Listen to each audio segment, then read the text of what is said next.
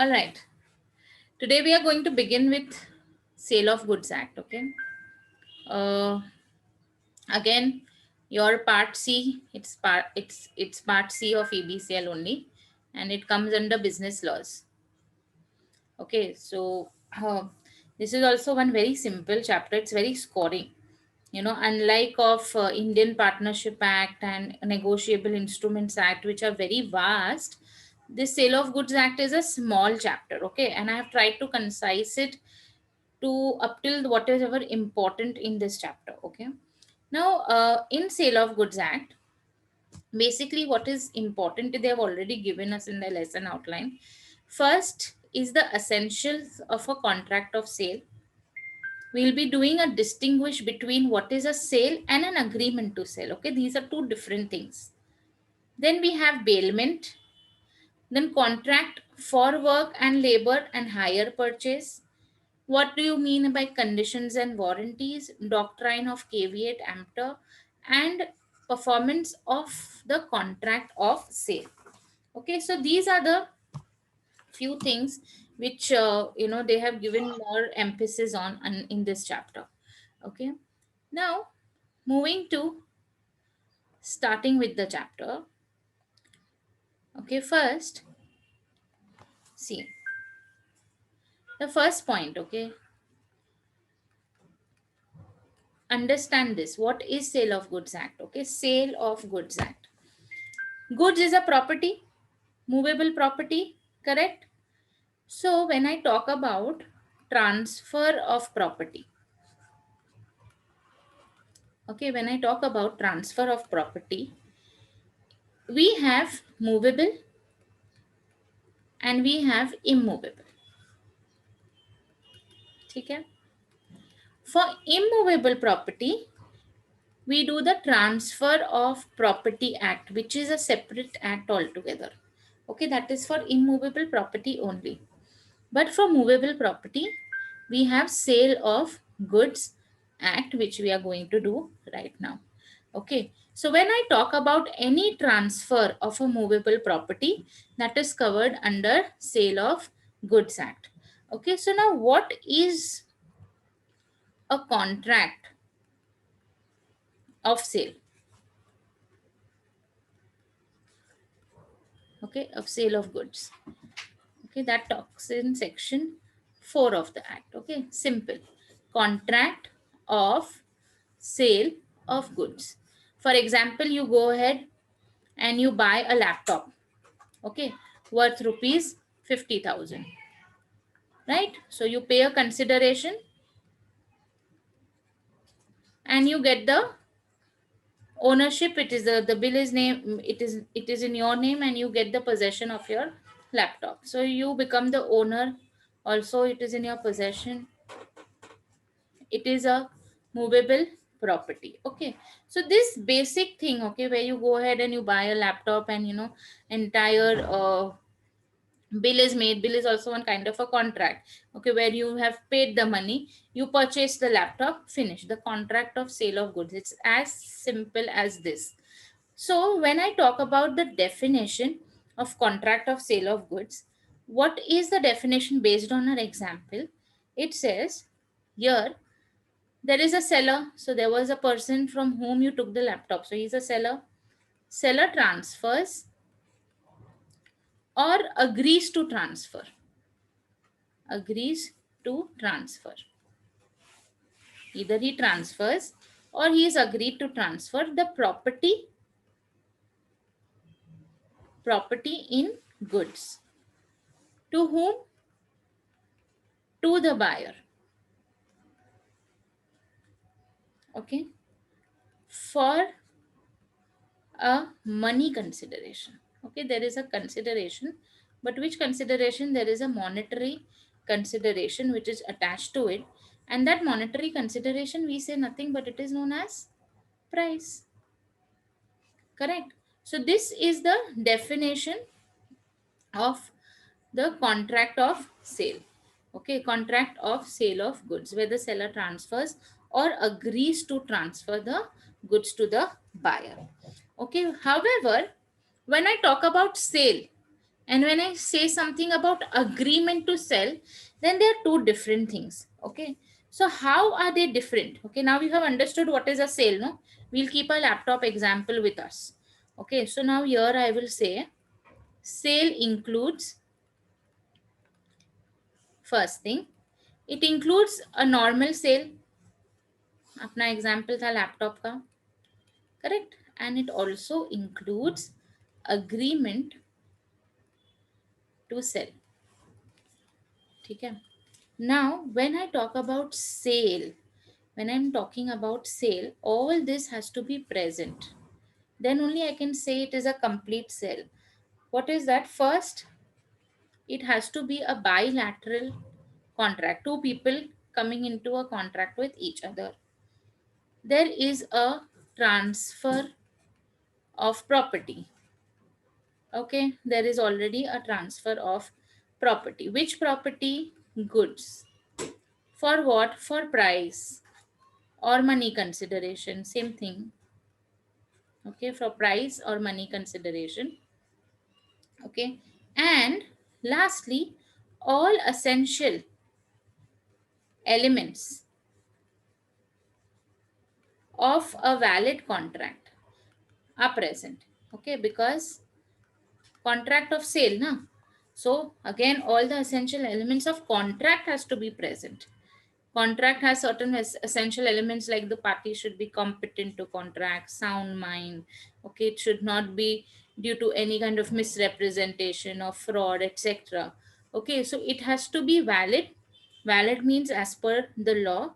Okay, so if all the essential elements of the valid contract is present in this contract of sale, we have a proper sale. Okay, but when I am talking about agreement to sell, in agreement to sell, there it is, here it is still executory in nature. Okay, and there is no conveyance yet taken place. Conveyance means transfer. Okay, it is not yet taken place. So if I am saying that, say, take an example of a car. Okay, I want a custom made car, right?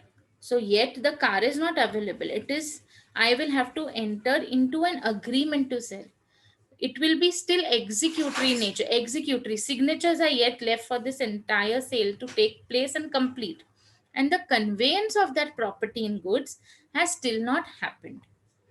All right, so far clear? You all have any doubt? Okay, so this is very important from your exam point of view. Also, if you will see the guideline answers, of the institute, the questions, they are more concerned with kindly distinguish between sale and agreement to sell. Okay, I have given that in the notes. I will be taking you all through the notes as well. Okay, I'll move to the next part now. So we have finished with what is a sale, how sale is different with agreement to sell. You will come to, you will have more idea about agreement to sell as and when we will move further in the chapter. Next is, as per a definition only I'm going, next is goods. Okay, goods is nothing but it is the actual subject matter of contract for which you have entered into. If there had been no goods, then what would be the contract about? Okay, so goods is defined under 2 subsection 7 of the act. Okay, now what are they? They are every kind of movable property. Okay, other than one is actionable claim. So actionable claim is excluded from goods, and money is excluded from goods. Money is not goods. Okay, it's a currency of a nation. Okay, so actionable claim and money, these both are not movable property under this act, as it is being defined under section 2 subsection 7, but includes the following. It includes stocks. Okay, like shares, debentures, stocks, shares. Then you have growing crops. Growing crops. This is included. We have grass. Grass is also known as a movable goods. And things attached to earth, attached to or forming part of land, which can be severe.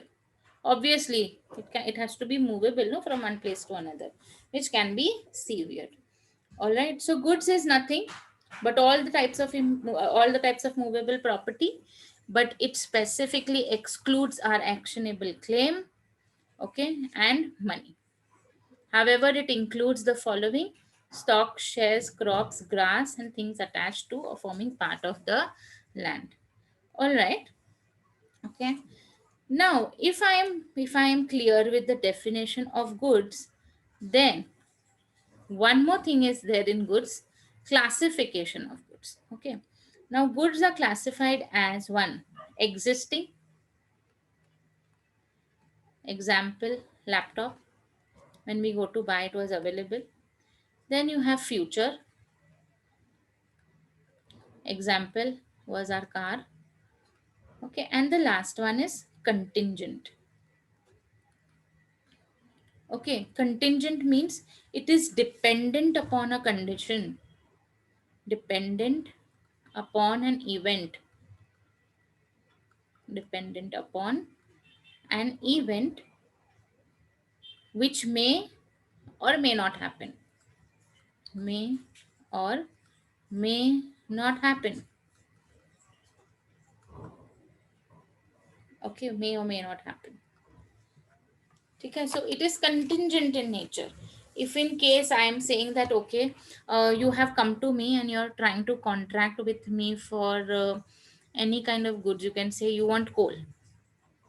Okay, coal is a movable property coming under this act. So you have come to me, but I tell you that, okay, I do not have it in existing, nor am I going to manufacture. The future to hai nahi hai. Also, it is dependent if I will receive it. Okay, if my shipment arrives, only then I will sell it to you. Contingent goods. Okay, there is a condition which is attached for the sale. All right. So here in existing, future, okay, and contingent, in existing also we have classification. Existing can be specific, laptop specific, no?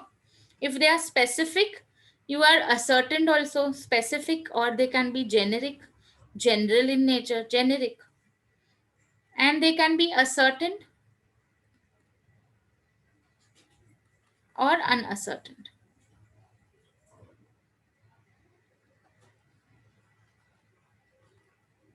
Okay.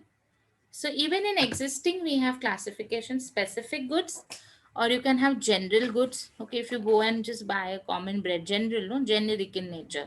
Certain goods are ascertained in nature, certain are not ascertained in nature, but they are existing. Okay, they are already there with the seller for him to sell.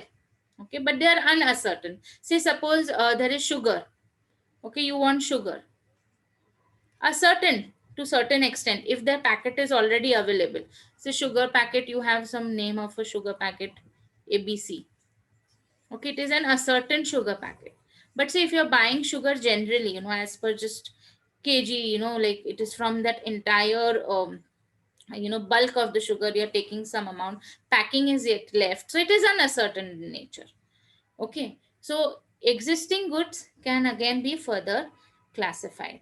Okay, so let's understand more about existing goods. Existing goods. Okay, and how will Sale of Goods Act be applicable for existing goods? Existing means nothing, but they are owned or either possessed by the seller. By the seller. When? When at the time of contract. At the time of contract itself, they are possessed by the seller. Okay, so if I'm telling you that they are specified in nature, specified means and identified also. identified. Okay, I want a laptop of Dell. Okay, you know the entire configuration that is available, specific identified product. Okay, and I can also have generic goods which I buy, or I can have uncertain goods, uncertain goods. Okay, so about the generic goods and uncertain goods, generally you have a description which is available. Description is available. You describe the goods and you tell him, so he will provide you. So only basically on description, because they're so general in nature, only based on description they are available. Okay, general and uncertain goods. So if you go ahead and you buy some medicine, okay, you do not know the name of a medicine, but you are going and telling that pharmacist that you want a medicine for fever or for a headache. General in nature, uncertain, till now you do not know which medicine you buy, but you go ahead and you go and buy crocin. Specific, identified. So that is how these two things are different. Okay, general goods and specified goods. Okay, similarly about future goods. In future goods, you can say that they are yet to be produced or manufactured. Okay, मेरा काम ही है manufacturing of umbrella. Okay, so you have come ahead and you are giving me a full bulk order of manufacturing umbrella, but I do not have it right now, so I'm going to produce it or I'm going to manufacture it. Future goods. Future goods is very simple. Okay, coming to contingent goods. Contingent goods. Okay, now they are like kind of a branch of future goods only, because currently they are not available, no, with the seller, so it's a branch of future goods. Here one thing, contingent goods first. Here acquisition. Okay, acquisition of the goods by the seller. As I told you, it depends upon a contingency. Contingency. What is a contingency? An event which may or may not happen. Okay, and secondly, they are nothing but they are a class of future goods, because currently they are not present, so it may be present in future. Okay, so your acquisition of the goods depends upon the seller, upon acquisition of goods by the seller depends upon a contingency. It is an event which may or may not happen. All right. Thus, after understanding the types of goods and the definition of the goods, okay, under section 2, subsection 7, we did the definition of goods, we did the classification as existing, future, and contingent goods. Based on this definition, I can thus conclude, thus, for future and contingent goods, we can have agreement to sell, right? Agreement to sell, correct? And for existing goods, there is contract of sale. Clear so far? Okay, we have for future and contingent goods, we have agreement to sell, and thus for existing goods, I can say there is a contract of sale. Important. Okay, getting the concept now of difference between sale and agreement to sale? Yeah. Yes, ma'am. Okay, now let's see. Now let's move forward. Next point. Okay, I'm taking you all through the whole chapter like this. So it becomes easy for you all, you can just read the chapter and you will know the concept. So this chapter is like done. You do not have to touch it again. Okay. Now, effect of perishing goods. This is not very important, but just for your knowledge. Okay. Effect of perishing goods, the goods which perish. Okay. We are talking about goods. So we consumables are also there, no, here. So say suppose where goods may perish before the sale is complete. हो सकता है ना ऐसा, before you could complete your sale, the goods has already perished. Now what is the effect of that? Okay, you have section 7 and section 8. Okay, let's see what is that. Okay, first in section 7 they are talking about that sorry goods perishing before making a contract. Before making a contract, तो अभी तक contract नहीं बना है, and goods have perished before making a contract itself, and the goods were also specific goods. Okay, now say for example we can take here example milk. ठीक है, milk perishing product. Okay, it is perishing before I could make a contract, before completion of the contract. Okay, it was not yet completed, but before making the contract, it is specific goods. Okay, and however, when they perished, okay, perished without any knowledge, even the seller did not have the knowledge, without the knowledge of seller. So now it is not the fault of seller. Okay, so it has been perished without the knowledge of seller. Here, the contract, in case, okay, before you complete it, but yet also it was still in the executory nature, so your contract is itself void. Okay, void, null, nothing, you cannot give effect to this particular contract.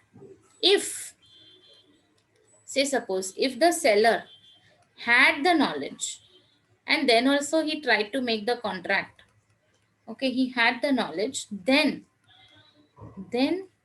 he is stopped from denying it. He is stopped from disputing the contract. इसका मतलब क्या है? I can force him, okay, I can legally force him, legally bind him and tell him that, see, now this you knew already, then also you entered into the contract with me. I am going to complete this contract. You are supposed to deliver this milk to me. That's it. Period. Finish. Okay, but say suppose this milk had been perished without his knowledge. Okay, where he is also informing that, yeah, even I didn't know that goods are perishing before making the contract itself. In that case, the contract itself is void. Okay, you cannot force the seller to sell you another, you can have a fresh contract being made. Okay, for a proper goods. Okay, for proper milk. Okay, how many number of cartons or whatever you're doing. But here you can not force him to deliver it. You can make a fresh contract. Okay, but here you can bind him. He is stopped from disputing on the contract. Okay, so just remember this much. If it is the seller's mistake, then he can be stopped. But if it is without the knowledge of the seller, then the contract becomes void. As simple as that. Okay, you just need to remember this 1-2 lines. Next is, say suppose the goods perishing after agreement to sell. Agreement to sell. Now there, there has to be a time gap. No, there is a time gap between agreement to sell and that agreement turning into a contract of sale, right? So here first one was goods perishing before making a contract. Here goods are perishing after agreement to sell. Okay, so if they are specific goods, specific now. Okay. And later goods perish. Okay, without the fault of any of the party. Without fault, okay, of any party. Your contract is voidable. Is voidable. Okay, contract voidable means what? It can be cancelled by the aggrieved party, the party who is suffering with the loss. Okay, so if the later the goods are perishing and I am the buyer, so if I am an aggrieved party, okay, I am facing the loss, I am facing the trouble because of this agreement to sell I made, and now the goods have perished. So my contract is voidable. I may or may not continue or whatever it is, okay, it is up to me as a buyer. Okay. However, if it is a sale of uncertain goods,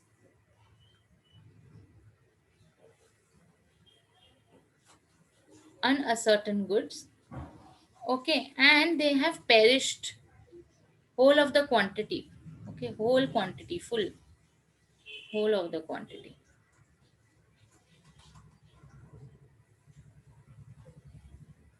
of goods have perished, then in that case, here it does not relieve the seller, does not relieve the seller from delivering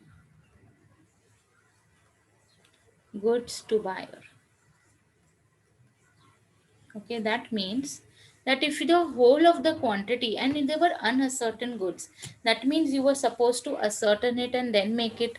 So it was the seller's responsibility to ascertain it properly.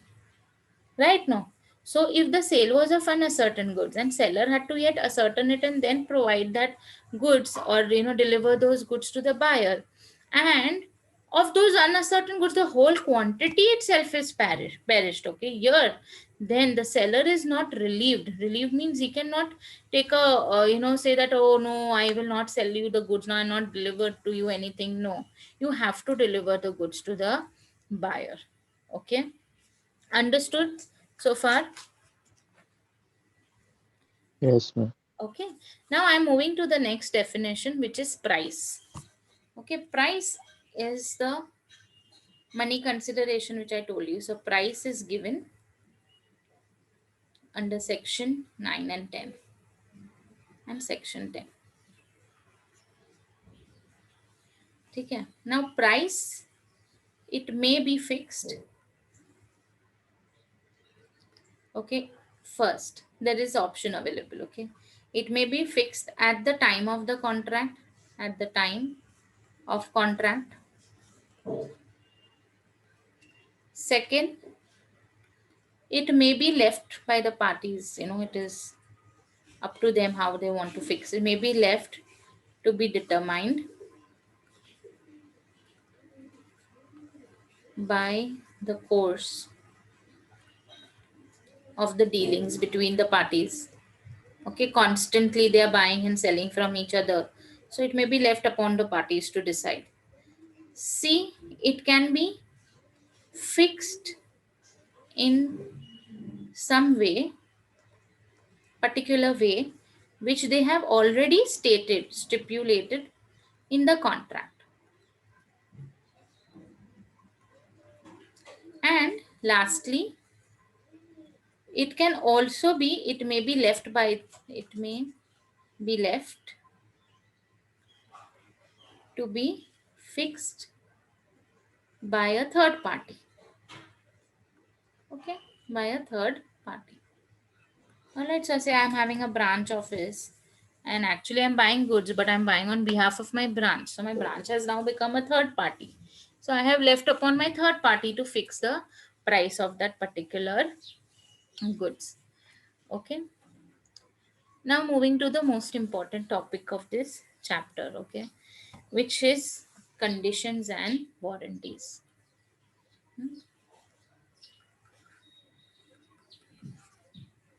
Very, very important. This is conditions and warranties.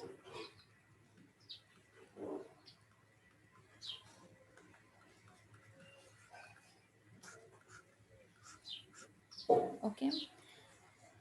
This is given under section 12. Okay, conditions and warranties. Now, what is the condition and what are warranties? Basically, it is a stipulation, stated stipulation of the terms, in the terms of the contract, in the terms of the contract. Okay, so when there are certain terms which are stated in the contract, okay, I will say it can be conditions or it can be warranties. But then these two things are really very different, okay. Condition is totally different and warranties is totally different, okay. So what is a condition and what is a warranty? Okay, so condition,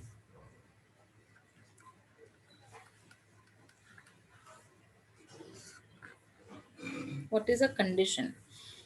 It is a stipulation, okay, it is a stipulation which forms, okay, if you all want you all can also write it, which forms the basis of the contract. Okay, it is for which the contract has been made.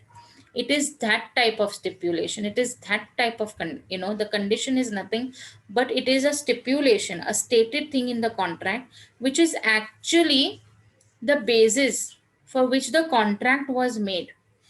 It is like it is essential to main purpose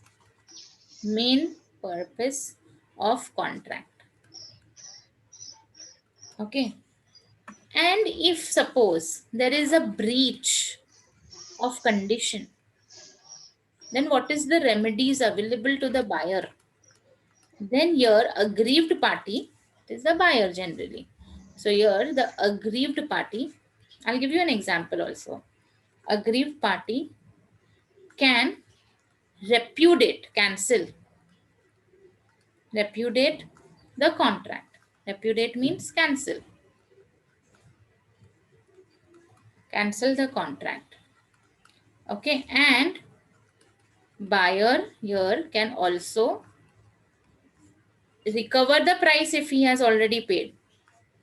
Recover the price paid, and he can also claim damages from the court, from the party. Claim damages, legal damages, if he has suffered. Okay, claim for damages. Okay, so both the things. If there is a breach of condition, cancel. So I am a buyer, I will cancel the contract also. And if I have already paid some price, I am going to recover it and I will also claim for the damages.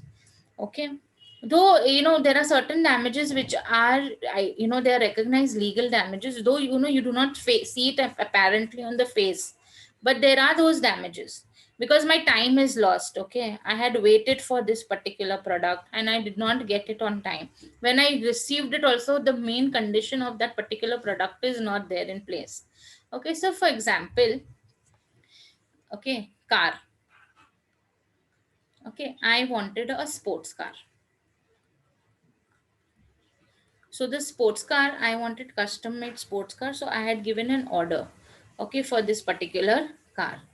Now, actually, the engine of the sports car, it should be where?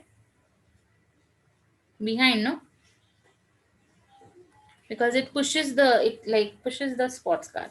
Now, this person who made my sports car, he put the engine in the front. Now, don't you think the engine of the car is the main purpose or main condition for that car to work? Correct? And if there is breach of this type of a condition, I can cancel the contract also.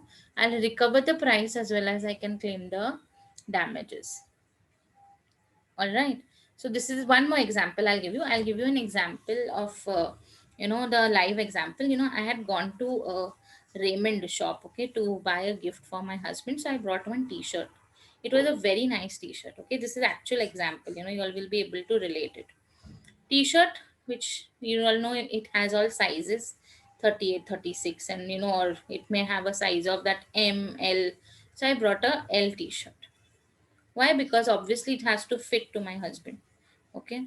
Now, when I got it, okay, they told me that you're supposed to wash it, which is a normal hand wash. Okay. So I came home and I washed this t-shirt. You all won't believe that t-shirt from an L size, it became to double XL size. Okay. And it was as long as a small kurta which a woman would wear. It became so long. Okay. So now if it is a t-shirt which is for a man, can a man wear it? Basic condition of that particular product is lost. Of course, when I went to the showroom and I showed them the t-shirt, they were themselves surprised. Okay. I repudiated the contract. I gave them back that t-shirt. I also recovered the price. They gave me the price which I had also paid. Okay. Now I could have claimed damages also, but I did not. So for that, they like kind of, as a, because I am their customer since years and years. Okay. Like for an appreciation, like, that we have, kind of, they were sorry. So they had given me some compensation kind of a thing. They said that, okay, ma'am, whatever you like from our showroom, you can just buy that. It will be from our side.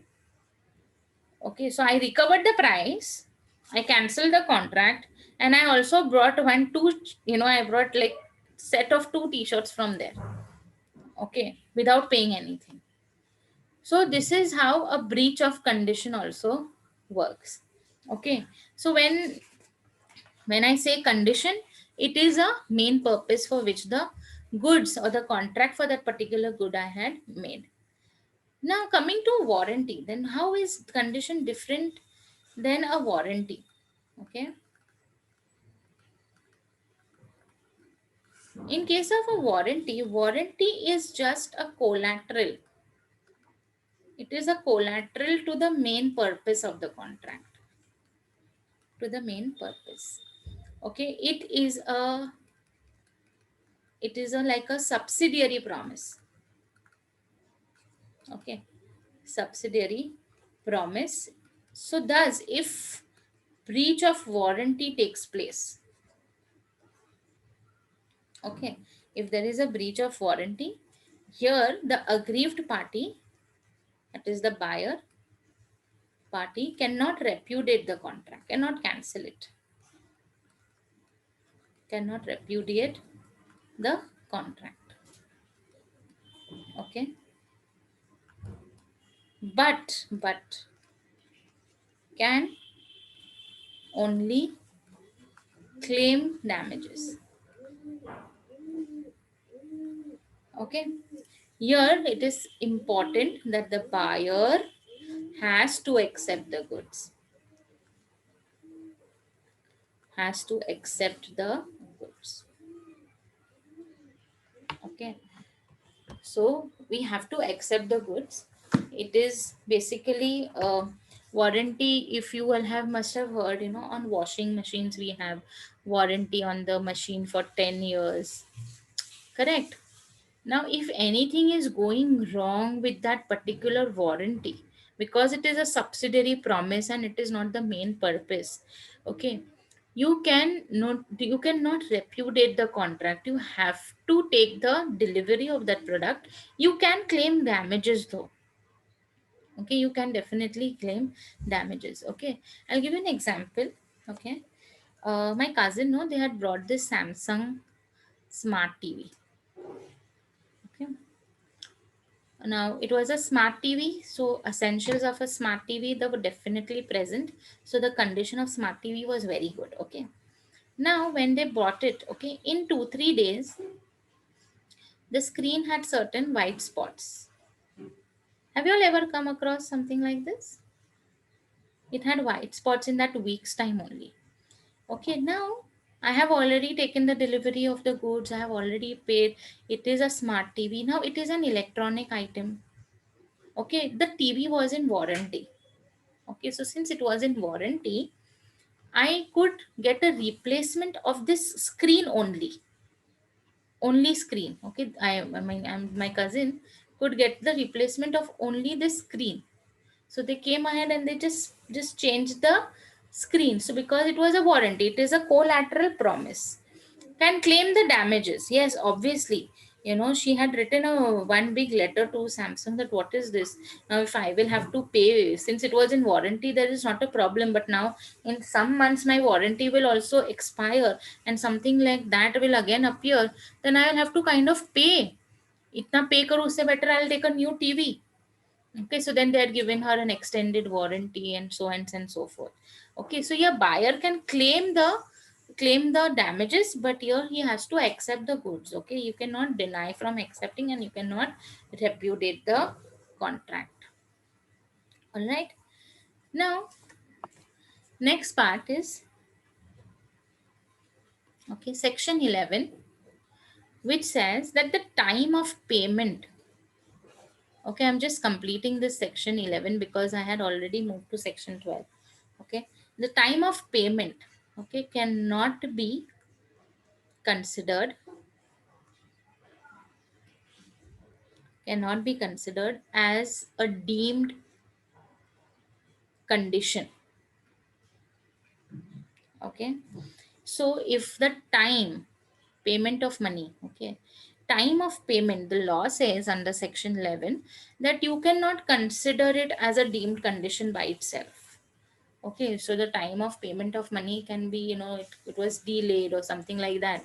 So you're saying, no, this was the condition. Now I'm not going to deliver the goods to you. You did not pay on time. No, you cannot treat time of payment as a deemed condition unless you had intended,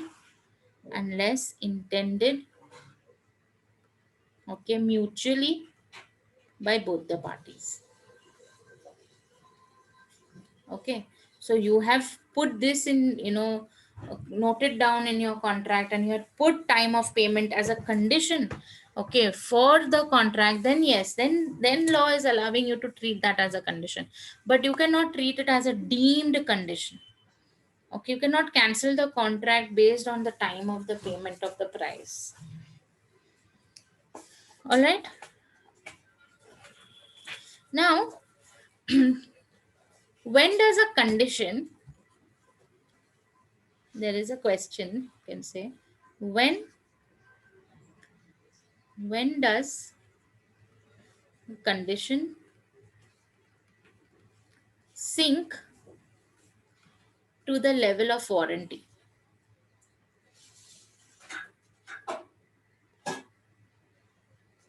Okay, when does it sink and it become a warranty? Firstly,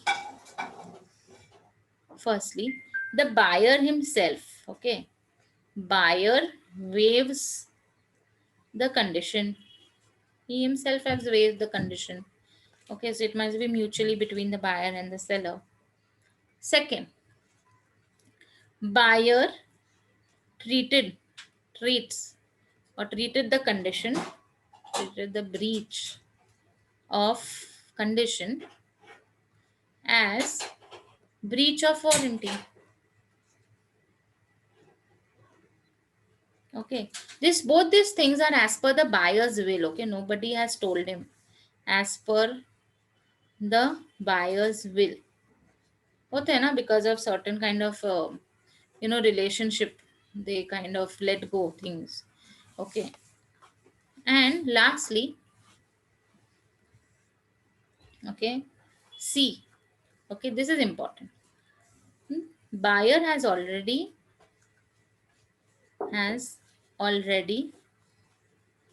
accepted parts of goods. Okay, and parts of goods and breach of condition now can be treated as breach of warranty.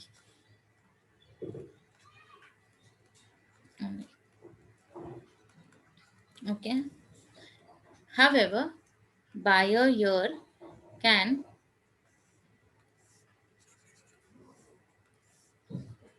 buyer can claim damages from the seller, but he cannot reject the goods now. Okay. So say suppose the buyer was, suppose the seller and the buyer, they had contracted in such a nature that the buyer had given a contract of 100 meters, or say 1000 meters of a cloth or a fabric.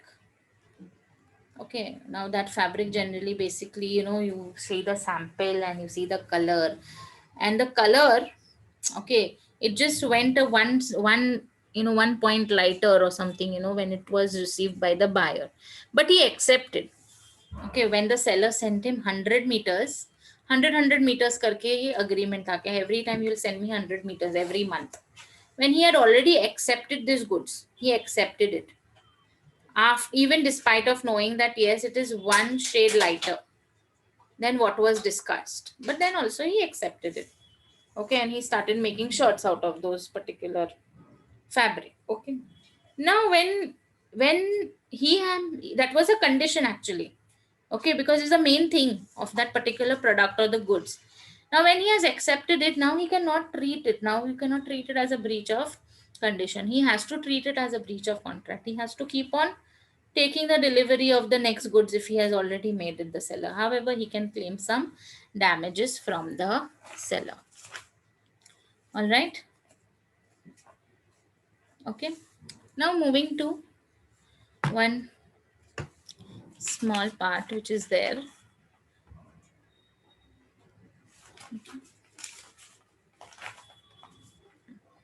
Implied warranties. Okay. Implied. Though not specifically given anywhere, but law says that anytime you have a sale of goods taking place under this act, we have already put that these are the implied warranties with that particular goods. First, implied warranty is given to the buyer of quiet possession, peaceful possession of that particular goods. Okay, that the goods are free against any encumbrance, free against any encumbrances. Encumbrances means some, lien on the goods, or all that, any kind of problems. Thirdly, that disclose the dangerous nature of goods. Obviously, okay, if there is a dangerous nature of any particular good, say some animal or something, so you have already disclosed that dangerous nature. And lastly, that there is implied warranty of using that goods in case of customs or usage of trade. Okay, so these are all implied warranty. Similarly, we have implied conditions. Okay, implied conditions. Now, what are those implied conditions? First, okay, implied condition as to the title of goods. So, if I am a buyer and I am buying in good faith, okay, I will get a good title to the goods. Okay, then second one is under sale by sample. When I'm selling the goods by showing only the sample, then there is a condition which says that obviously my bulk to correspond with the sample. That is the condition. I just gave you an example of that fabric. Then second, the buyer should be able able to compare bulk with the sample. Okay, and thirdly, okay, hidden defects, if any, hidden defects in sample. Okay, if there were some hidden defects in sample which the buyer could not actually go ahead and see it, then it will be an implied condition. Okay, if the sample had hidden defects, it has to be told. Correct. Next is sale by sample as well as description. Sale by sample as well as description. Okay. In that we have one case law. I will take you all to that case law. Case law of Nicole versus Gotts. And last we have, I'll write the number fourth one down. Implied condition is there regarding sale by description only. Sale by description. Okay. Now in sale by description, first, okay, goods must correspond to the description. To the description. B, they should be of mercantile quality. Mercantile quality. Like if I take that goods outside in the market, it should be able to be sold again. It should have the wholesomeness. Okay, and it should be for that quality, as per that quality of fitness. Okay, for that particular use which I had described. Particular use or purpose. Okay, particular use or purpose. So sale by description, you have sale by sample as well as description. I will take you all to the case law as when we move to the notes. Okay, and sale by sample, so these are all the implied conditions and implied warranties. All right, so far clear? I'll take you all to the notes, and then the remaining chapter I'll be taking up tomorrow. Okay, so now let's move to the, can you all see properly the notes? Yes, ma'am. All right, come on. Now let's, only half of the chapter is remaining. We have already completed the half. Okay, so here the scope of the act, basically the introduction. Okay, then essential elements for the contract of sale. There has to be a buyer seller goods, there has to be transfer of property for a price. Okay, and all the essential elements of the valid contract. Okay, so this is important. Next, meaning and types of the goods which we did. Okay, what is the definition of goods? Okay, existing, specific, a certain, uncertain, future, and contingent. Okay, so in existing we have classification, then we have future, and we have contingent goods. Next is the price of goods. Okay, price, that is the money consideration and how to determine the price. This is read. Okay, then this is all just read only. Read. Okay, now conditions and warranty, which is very important. Okay, so you have what is a condition, what is a warranty. Okay, then when does a condition sink to the level of warranty, and implied warranties, and you have the implied conditions. Okay, implied condition as to the title, as sale by description. Then yeah, in sale by description, goods must correspond with the description. They should be of mercantile quality, condition to wholesomeness, quality and fitness for a particular purpose. Sale by sample, implied condition as sale by sample as well as sale by description. See this.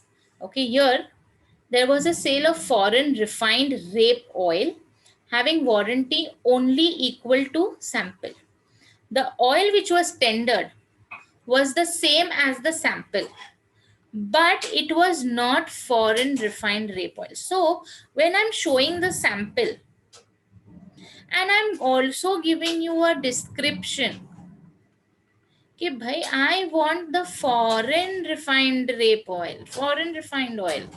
तुमने जो sample बताया उसके हिसाब से only you have given me the goods. There is no problem in that sample. But then that means the sample which you also showed me, okay, saying that, okay, this is foreign refined rape oil, it was not. Okay. But it was not foreign, having a mixture of it in the other oil it was. It was held that the seller was liable and the buyer could refuse to accept it because it was an implied condition. Okay. Then you have implied warranties. There are certain small case laws which are given, okay, in this.